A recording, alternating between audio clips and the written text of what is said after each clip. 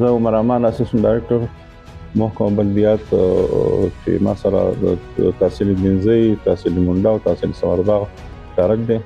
اوس د ټیم کې زه منډه کې یم او زه د پریس مرګرو حبیب الله صاحب ډېر مشکور یم چې هغوی دلته راغله او موږ سره په دې پروګرام کې شرکت وکړو. دا داسې یو پروګرام ګورنمنټ لوکل ګورنمنټ ډپارټمنټ د یونیسف په تعاون سره ارینج کړی دی چې هغې کې زموږ ټول سیکرټریانو صاحبان په 2 ورځې تربیتي یو سیشن کېږي، ورکشاپ کېږي چې هغې کې زموږ کوم بنیادي د ډپارټمنټ کوم رول دی یا څه کوي په هغې باندې هغوی پوه کړي. هغه رول کې چې دی نو زموږ د ټول نه اهم چې دی نو برث ډیث میرج ډاور سرټیفیکیټس چې هغه موږ سیکرټریان صاحبان ایشو کوي عوامو ته او هغې باندې لږ اپډیشن شوی دی. نو هم هغه سلسله کې چې دی نو یونیسف په تعاون سره زموږ لوکل ګورنمنټ ډپارټمنټ چې دی نو په ټول صوبه کې همداسې تربیتي ورکشاپ چې دي هغه ارینج کړي دي. نو زموږ دا دویمه کړۍ ده. تحصیل دینزی کې پرون نوابرز موږ وکړو او دلته نن موږ په سمرباغ او د منډه سیکرټریانو صاحبانو لپاره نن شروع کړی دی. داسې د حبیب الله صاحب چې زموږ سیکرټریان صاحبان الحمدلله زه فخر کوم چې تحصیل دینزی کې هغه 100% خپل اټینډنس چې دی نو انشور کړی او دلته سمرباغ منډه کې انشور دی او ټول راغلي دي تربیتي احتماله. سو پرې چې تاسو ریپرزنټیټیو خبره وکړه د لوکل باډیز لوکل ګورنمنټ هغه خو دې وخت کې سسپند دي،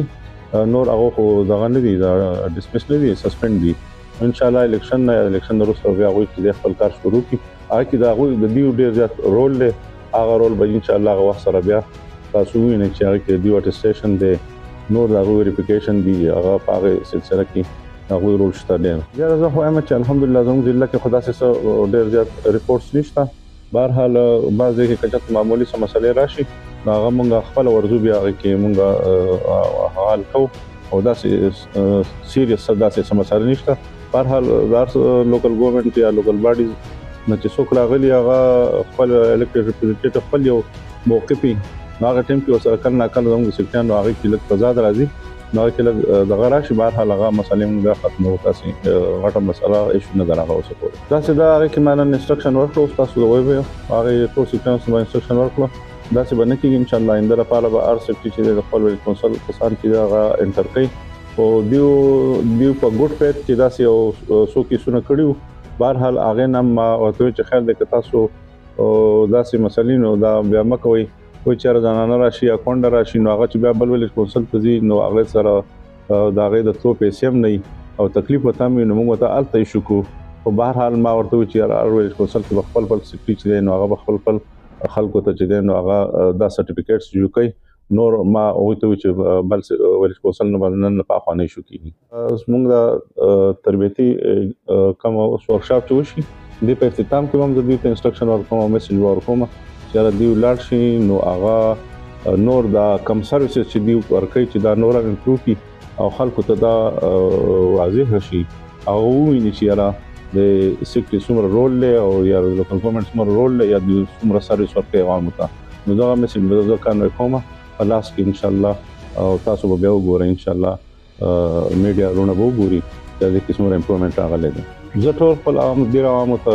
دا هغوی په انفارمیشن کې راولم او د هغوی وضاحت کوم چې زموږ سیکرټري چې دي دا ګورنمنټ سروینټ دي ټیک ده هغه موږ کوم لوکل باډي کې یا سیستم کې که هلته څوک